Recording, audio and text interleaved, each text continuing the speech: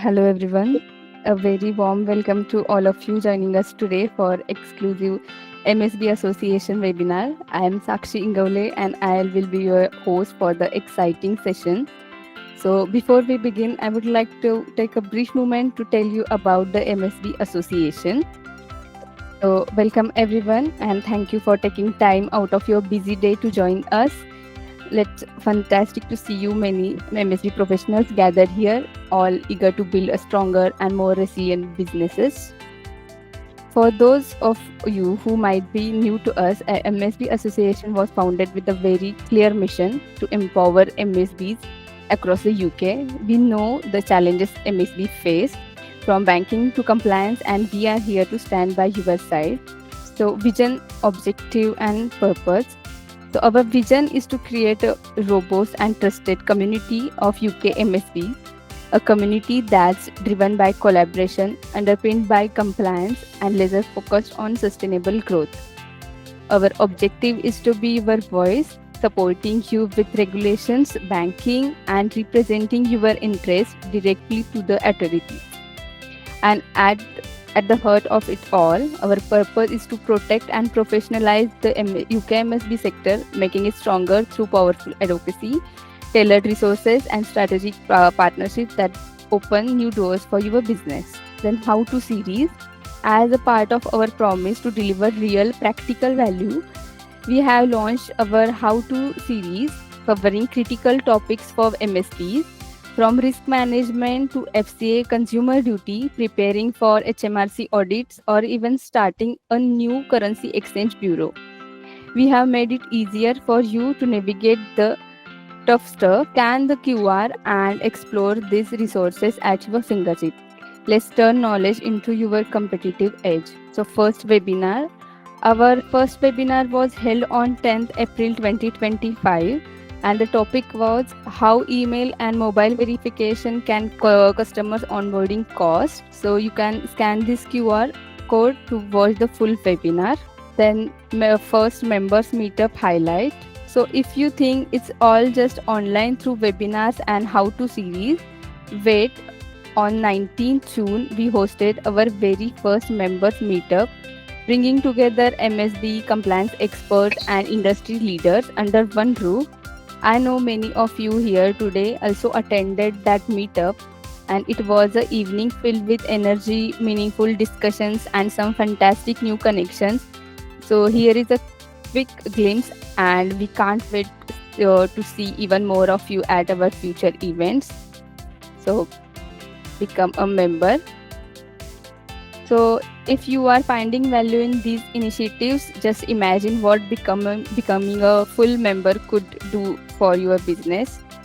From exclusive resources and professionalized support to being part of the collective voice that shapes the future of MSBs in the UK, membership is your gateway to standing stronger.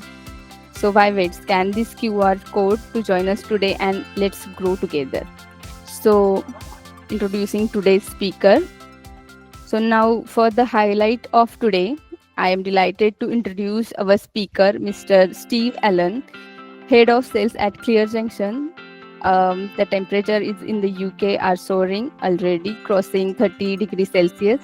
While the weather is heating up, I have no doubt Steve will cool down today's audience with his sharp insights on another hot topic, do and don'ts to get a bank account for your MSB business. So looking forward a great session. Over to you.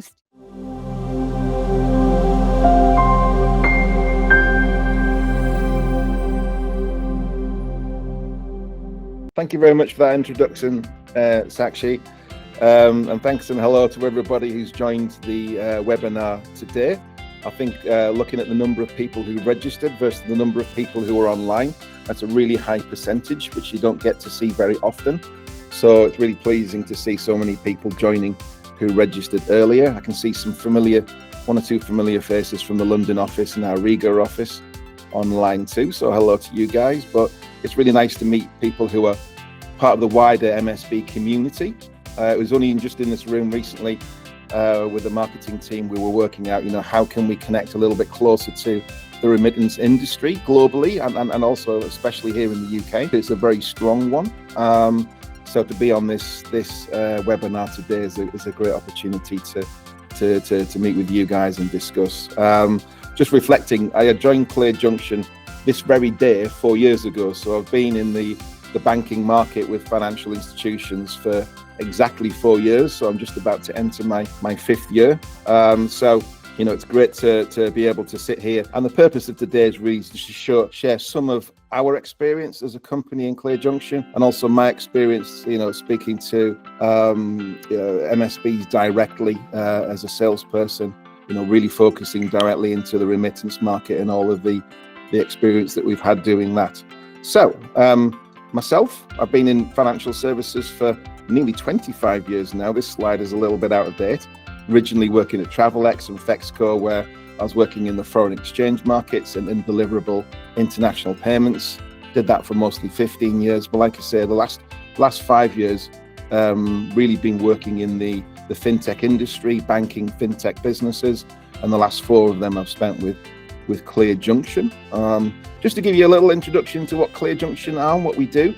We're an EMI here in the UK, licensed by our good friends, the FCA.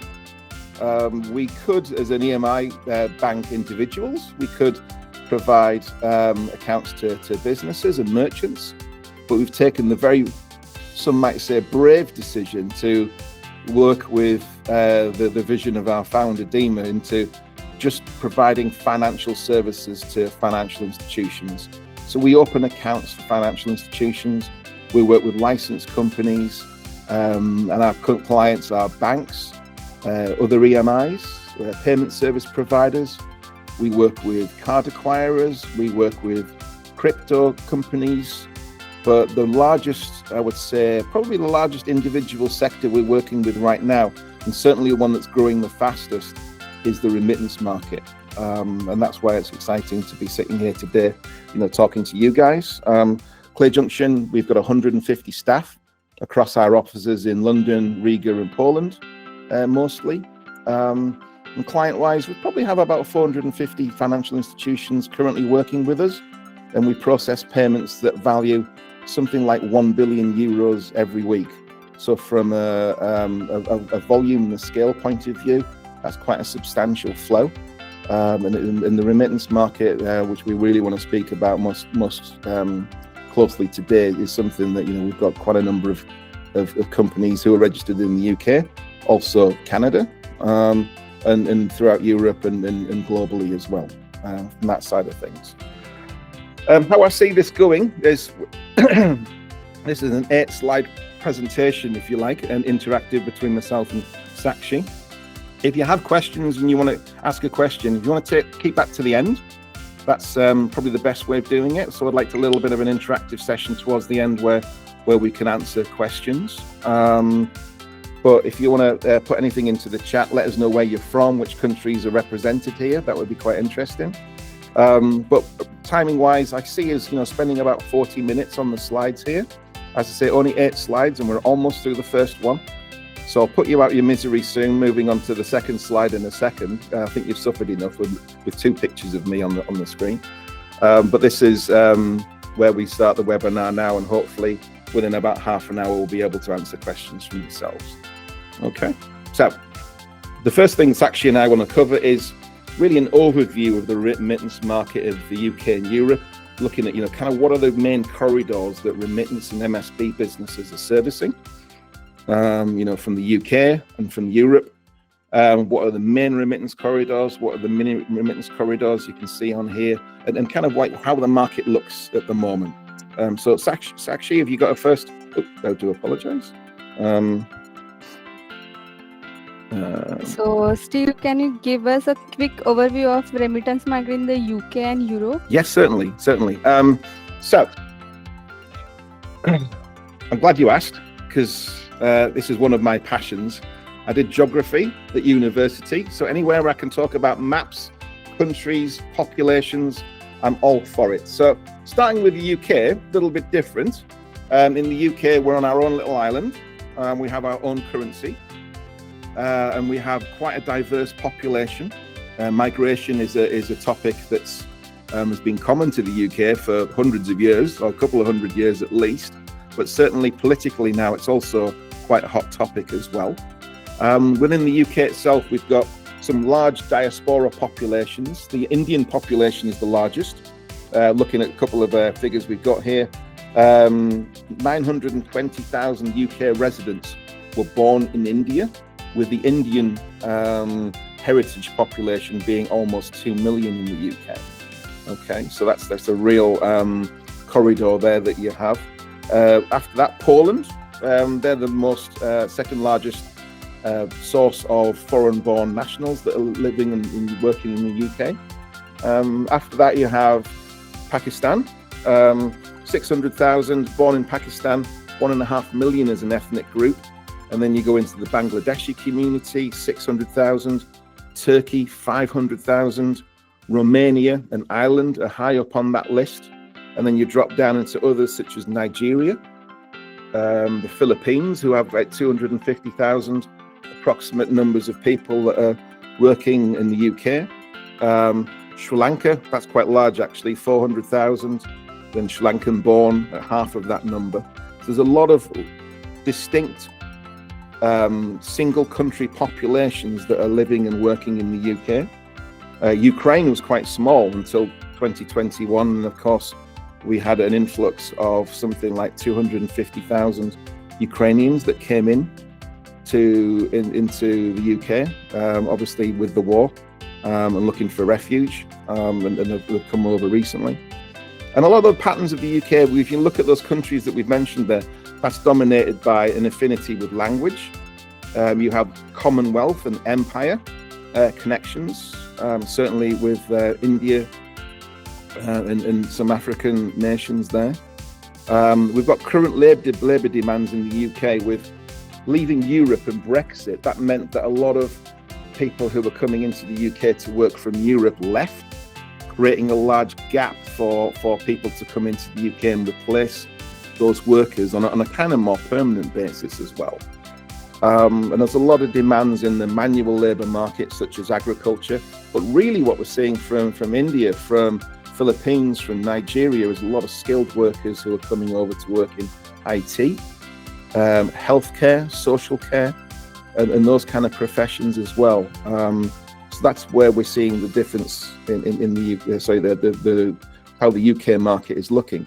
And all of those populations largely contribute to the economy. There's a net contribution to the economy in terms of economic growth, tax receipts. But of course, all these people working every month, and they have a little bit left over, and they want to share that back to their families. So that's where everybody here in the MSB Association is probably very aware of some of these movements.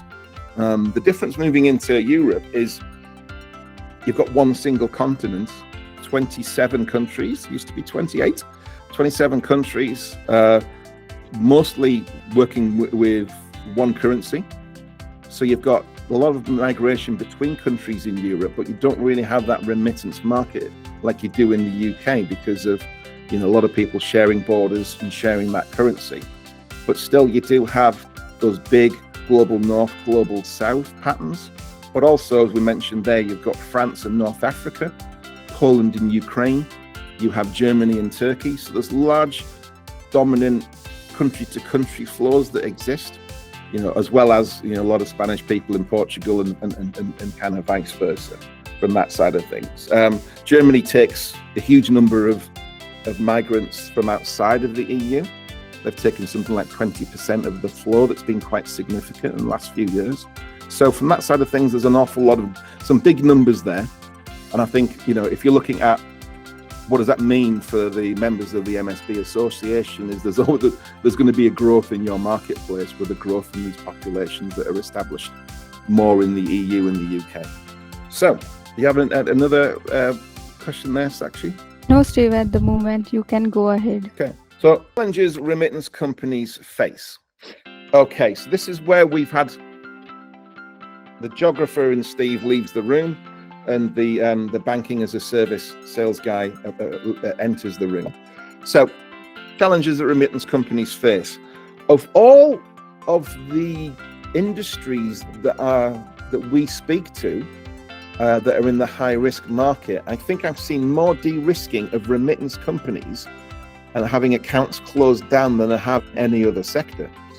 Now, that could be because at Clear Junction, we don't really service the high risk markets, the traditional high risk markets of Forex, CFD, offshore companies, the adult industry, cannabis. Those areas are all outside of our risk appetite. So that's not something that we see an awful lot of. But with the traditional financial companies that we work with, I think it's the remittance market I've seen more de-risking within the remittance industry than I have of any other sector, to be brutally honest. And I'm not 100% why that is, but I'm going to give it a go and maybe sort of suggest, as if I can say, think about why that might be. Because I touched the wrong button there. You're not getting off slide 3 that quickly. So the de-risking is an issue. We see that. And we've seen the traditional banks like Barclays and the high street banks in the UK keeping it to this island, really walking away from the remittance service and leaving it much more to the EMIs like ourselves to bank the remittance industry.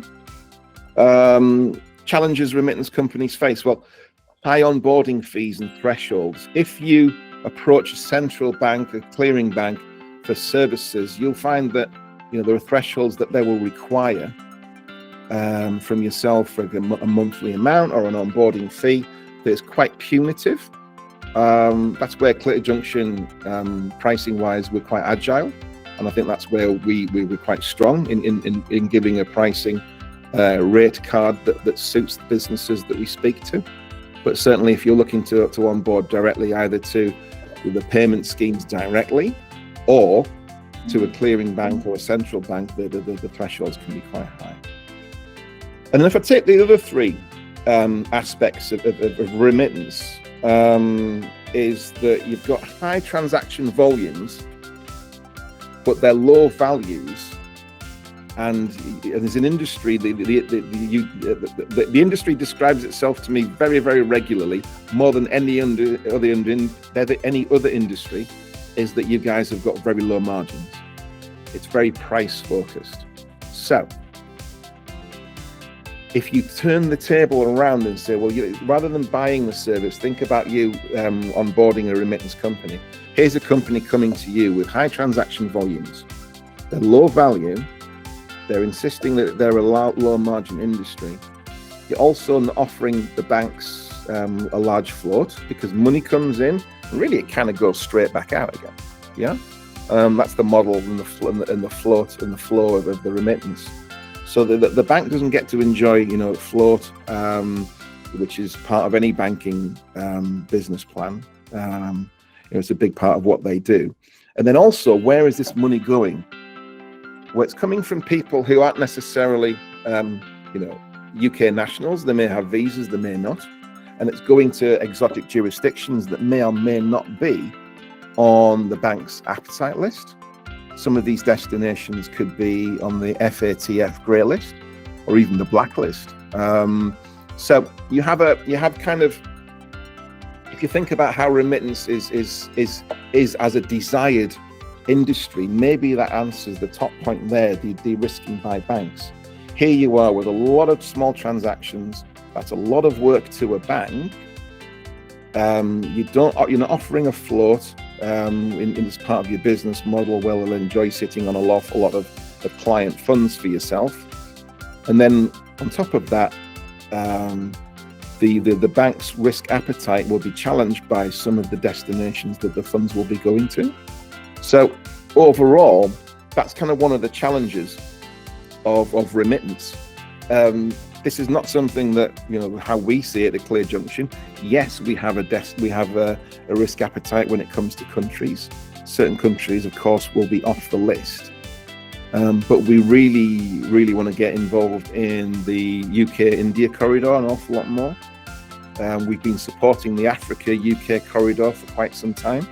And getting more and more involved in that as we go along. So from that side of things, we see that. We're not a bank. We don't.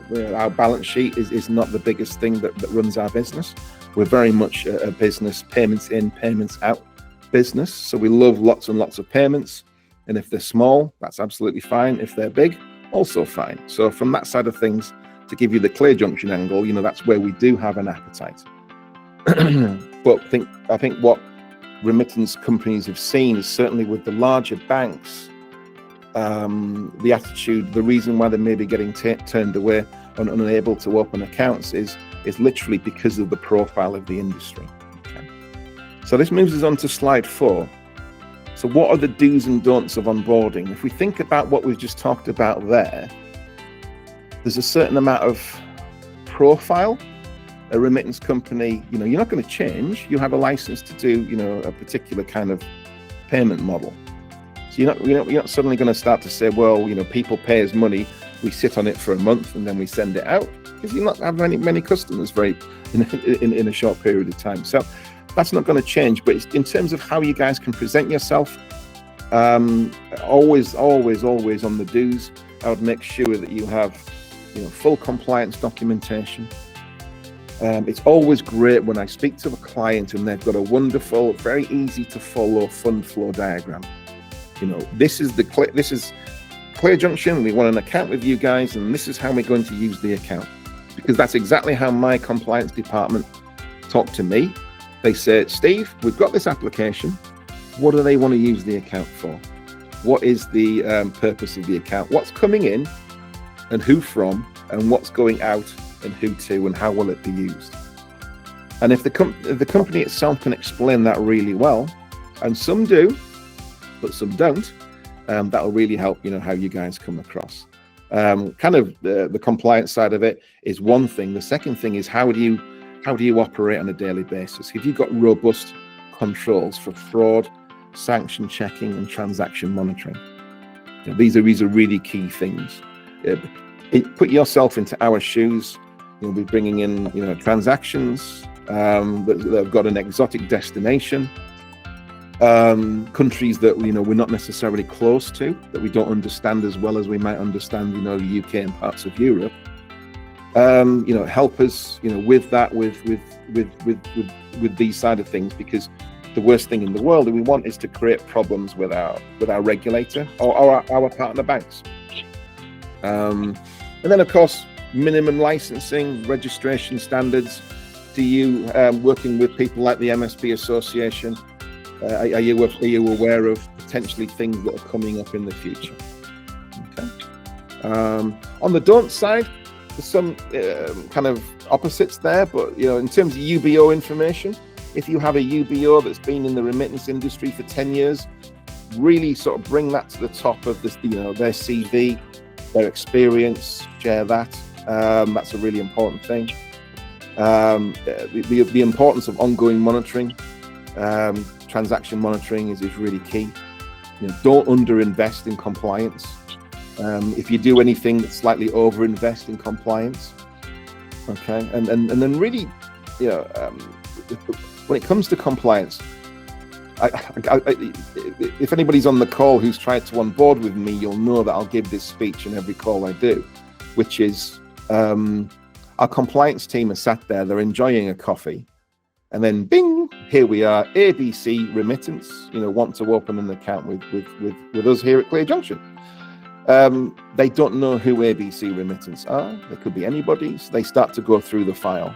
And if ABC have been filling out our forms and all they say is yes, no, not applicable, no, who they are, what they want to do doesn't really come out of the form. And then our compliance team really then have to start to ask questions.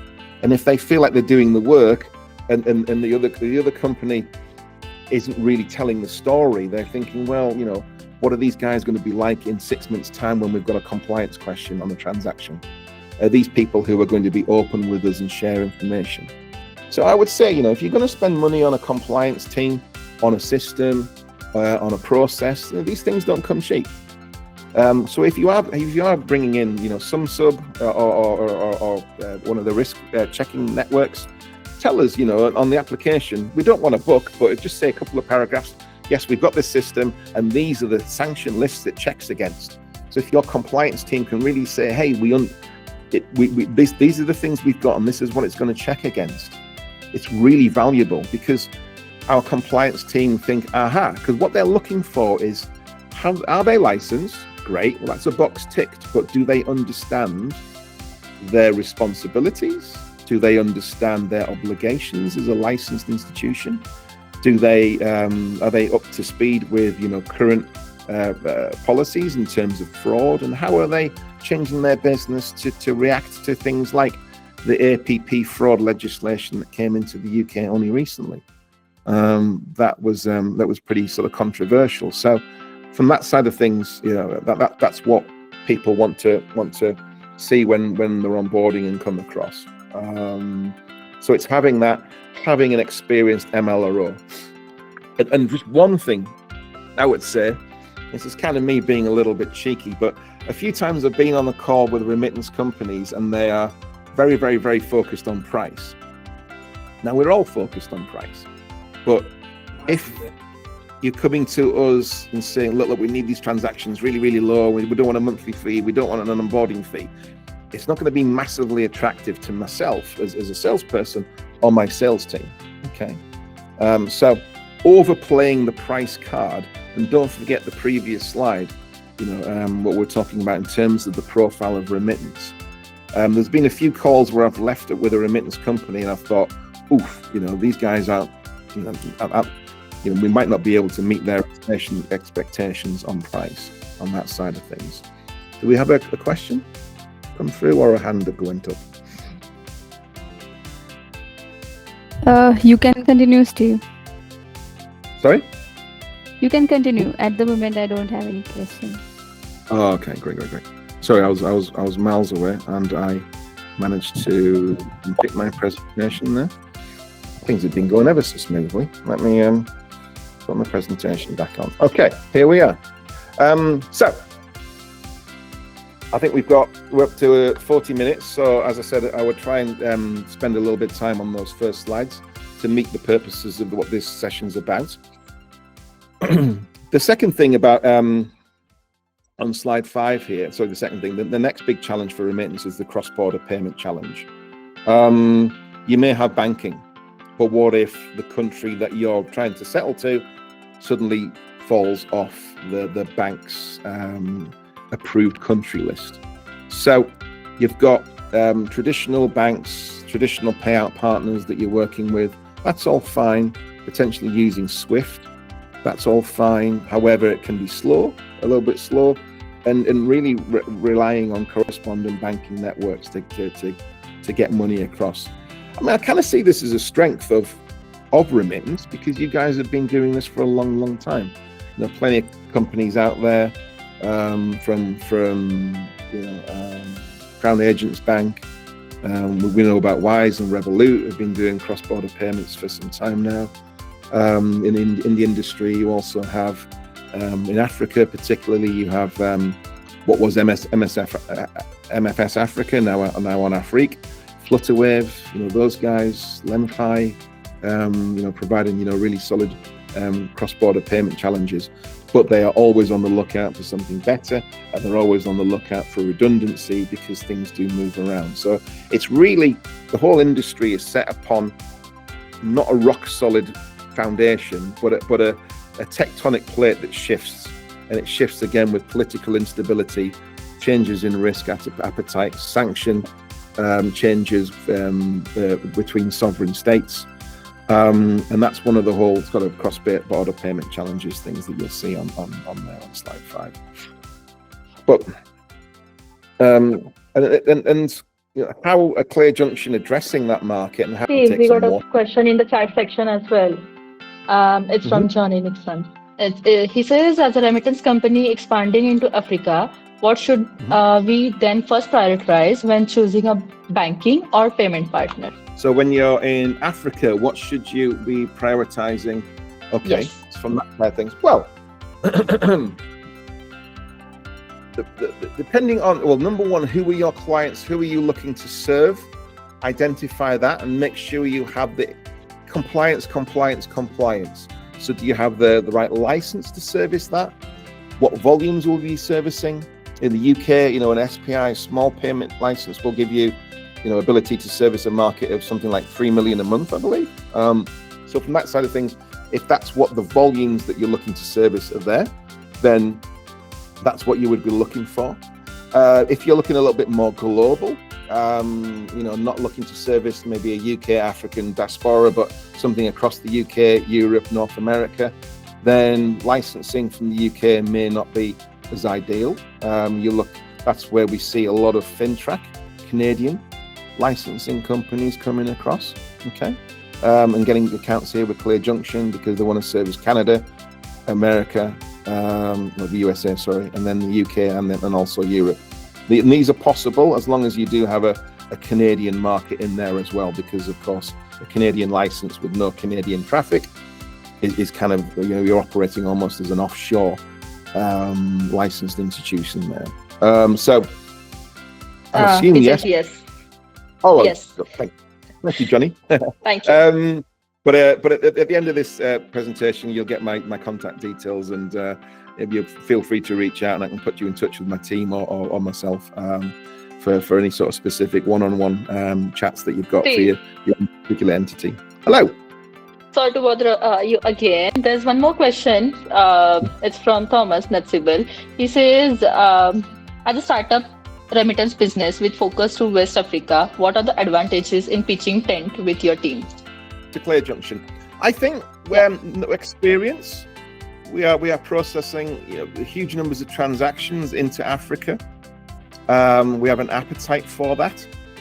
Recently, I was on a call with a remittance company wanting to go into Africa, and he said he was speaking to somebody else at Money 2020 in Amsterdam, and they said, "Oh, well, you want to speak to Clear Junction?" So I think we're getting a reputation in this area for working with well-managed, solid, compliant, responsible, but also ambitious companies that are looking to get into the African market and wanting to scale up. We're also talking to market leaders and work with market leaders as well. So I think from that side of things, Clear Junction, we're good. And we talked about pricing before, and I think my team are pretty good at making sure that the rate card and the fees in order for you to onboard with Clear Junction makes sense. So for a startup, the concern is always, oh crikey, will we get priced out of the market before we even start, because we're going to charge £10,000 a month for fees or something like that, which you would get from a more sort of central bank kind of affair. Well, the answer would be no. We want to make sure that it's scalable, and we're kind of here for you in we want you on board now, but we're thinking about month 12, month 24, month 36. Okay, so Clear Junction, that's why we're sort of at an advantage there. Okay, I hope that answers that question. So we've been looking at slide 6, and it's all very exciting. We're very excited about it, but I've not said a word about it. We talked about some of the traditional stuff and remittance and where things are an issue. And what have we talked about? Well, the constant theme is banking. The banks' attitude, correspondent banking, the dusty old world of banks, and how they will connect and what will they permit to do. So we recognized this a while back, probably 3 years ago in Clear Junction. We were kind of, I think, quite a lot ahead of the market, and we acquired UK, Dutch, and Canadian licensing so that we can process crypto exchange for our clients. Not to become a crypto exchange. That's not what we're doing this for. We really wanted to get crypto and offer that to, most importantly, our remittance market. Why? Well, that's to use crypto stable coins as an alternative to fiat or traditional finance, if you like. Well, what's the benefit of that? Well, the main benefit is you can use Clear Junction to collect all the funds in the UK, Europe, for example, with our collection accounts. Convert the GBP, convert the euro into USDT or USDC, depending on license and what we're allowed to do. USDC is much more, certainly within Europe, applicable. And then we can send that stable coin, we can send that, forget crypto, forget blockchain, forget all the crazy words. You're getting your sterling, your euros, you aggregate that, you consolidate that into one amount. And rather than converting it to dollars and sending it direct to your country, you can convert it to stable coins and then send that to we can send that to your wallet, and then you, as a remittance company, have that value, that asset, and then you can off-ramp that locally. Well, what does that mean? Well, what we found working with some of our providers is there is a more intense demand for stable coins locally in some markets, West Africa included, than there is for fiat dollars. Okay, so that means that what you'll be able to get is get a little bit more naira for your stable coin than you will get potentially for dollars. And at the moment, it's a real buzzword in the industry. It's something that a lot of companies are looking at because it's instant. I mean, we can send value almost as quickly as you can send a WhatsApp. But what does that mean? Well, it means for a remittance company, you don't have your money tied up in that 2-day SWIFT cycle. So you're sending dollars to India or dollars to Sri Lanka to then off-ramp locally, or to then convert into rupee or naira in or Kenyan shillings, for example. So you don't have to fund that 2-day cycle of cash flow because your customers want instant value on the other side. So the stable coins can really meet that demand for fast movement. Once you've collected the funds in the UK, get it into stable coin, zap it into a wallet locally, and then off-ramp. And as long as you're using regulated, responsible off-ramping partners in destinations, then stable coins it really is kind of a real solution. Okay.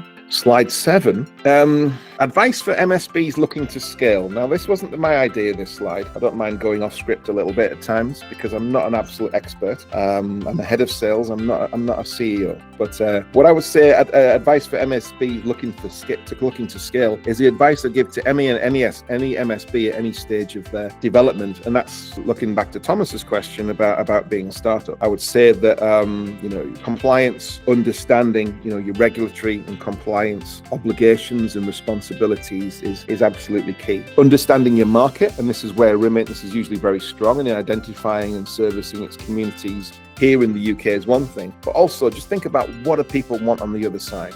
Spoke to a remittance company a couple of weeks ago, and if you're on this call, I'm responding to your emails.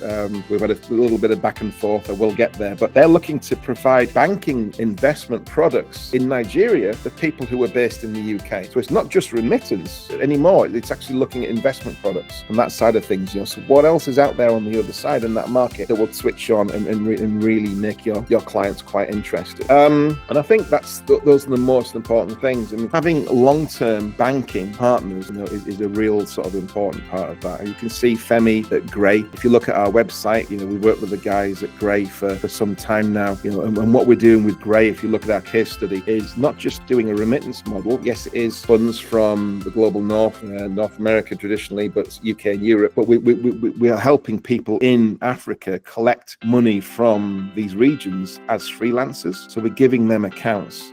So Nigerians in Nigeria can get a Euro account and get a GBP account. So these are some of the kind of more almost disruptive products that some companies are looking to use to service, and they're using Clear Junction to provide for that. Okay, so I think because looking at the time conscious, we've slightly overrun, but we have taken a couple of questions, so I will that's not so bad. So in summary, remittance market, not only is it vital there across UK and Europe, it's growing massively.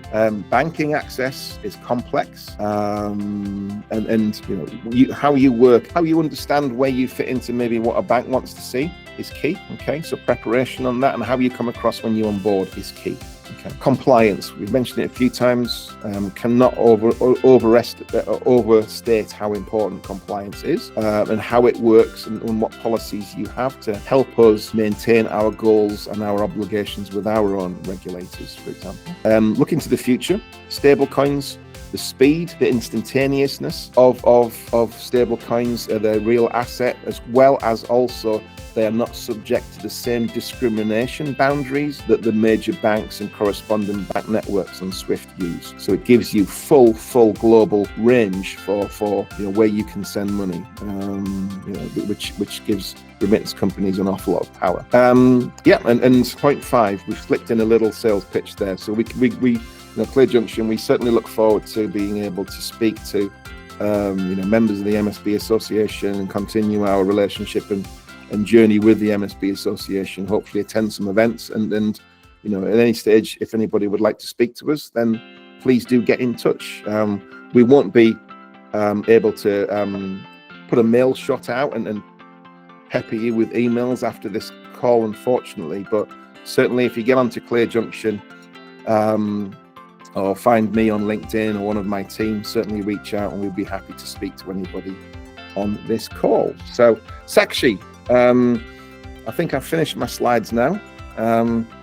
If I can, I'd like a swallow of water, and then maybe we can open up now to all of your members in your community for maybe some questions, so we can finish off this webinar. Yes, Steve. So now, if anyone have any question, please raise your hands or drop it in our chat section. So let me read the question out. We have had some customers report that their banks are blocking or declining payments when trying to fund their wallet or send money through our app.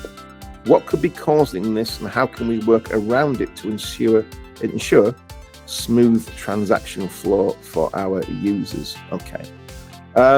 Okay, that's interesting. I mean, depending on, it depends on but there's certain things I've seen where, you know, banks can blacklist EMIs and payment service providers. I don't know who you're using here, why, you know, and but obviously, you know, something we could speak to you about directly. And if it is Clear Junction, certainly we'd love to speak to you about it, because if that's affecting your experience, you know, normally a couple of calls into the banks for that is something that we can do. But with the, I mean, you can get certain EMIs can get blacklisted and blocked, or it can be a regional thing. For example, we've seen Spanish banks wanting IBANs beginning with ES.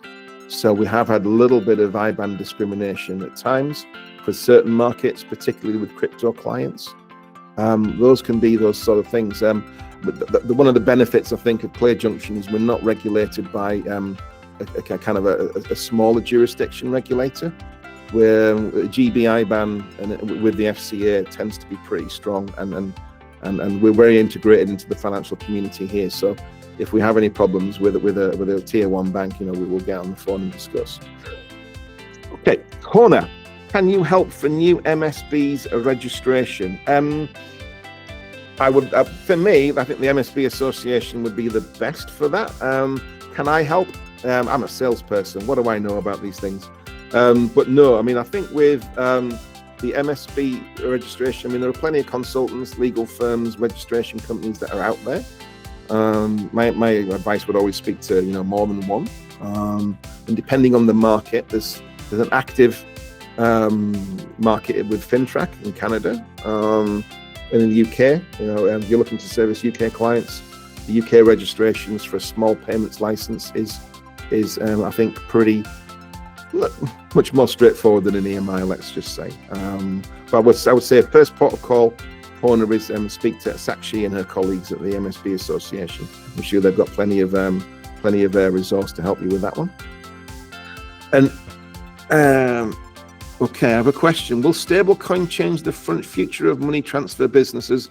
Will it replace the SWIFT system? I love this question. There are two people. Myself, I've been in money transfer for 25 years, nearly, as we've established. I describe myself as a fiat kind of guy. And there's a guy who works with our crypto projects called Dave. So I'm Fiat Steve and he's Crypto Dave. And when we're making a cup of tea in the kitchen, we have some very, very animated conversations about the future of crypto and fiat. I don't think it will replace SWIFT. I think the major banks and major industries will be on SWIFT for some time now. But I think stable coins will really do give the ability for remittance companies to avoid some of the discrimination that you see on the SWIFT system, see some of the old world minded discrimination that you see that is exhibited on the SWIFT system. It's not without risk. Crypto is not without risk.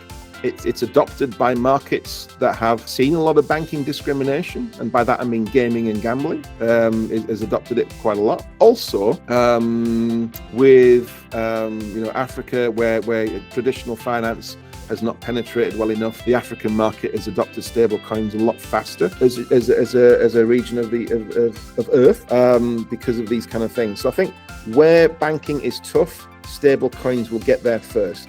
But we need more regulatory certainty and a little bit more knowledge amongst the remittance community where they've been used to handling cash and having over-the-counter collections in a kind of traditional finance approach. So that's that. And then there you go. Ridwan's put his hand up for MSB registrations. So yeah, I mean, everyone, thank you very much for joining. And we look forward to a long cooperation and history with the MSB Association, my new friends. A heartfelt thank you, Steve, for delivering us such an insightful webinar today. Your expertise and practical advice are truly appreciated. And of course, a big thank you to everyone who joined us. We truly value your time and engagement, and we hope you are living with ideas and strategies that will make a real impact on your MSB business.